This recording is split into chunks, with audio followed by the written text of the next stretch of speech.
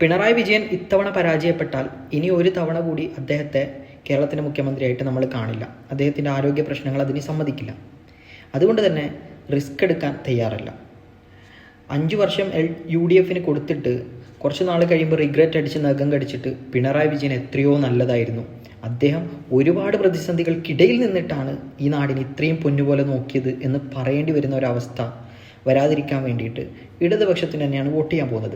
In case party തോറ്റുപോയാലും ഇടതുപക്ഷം തോറ്റുപോയാലും ആ തോറ്റുപോയതിൽ എനിക്കൊരു പങ്കുമില്ല. അത് തിരഞ്ഞെടുത്തത് ബാക്കിയുള്ള ആളുകളാണ് എന്നുള്ളൊരു ബോധ്യം, ഒരു മനസ്സമാധാനം ഉണ്ടാവുമെന്ന് തന്നെയാണ് വിശ്വസിക്കുന്നത്. ഇടതുപക്ഷ ജനാധിപത്യ മുന്നണി തുടരണമെന്ന് തന്നെയാണ് പേഴ്സണലിയുള്ള അഭിപ്രായം.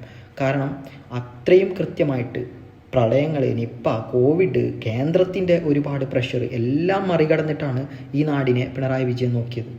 അദ്ദേഹത്തോട് നമുക്ക് കടം മാത്രമല്ല കടപ്പാട് കൂടിയുണ്ട്. അത് നമുക്കങ്ങനെ തീർത്താം.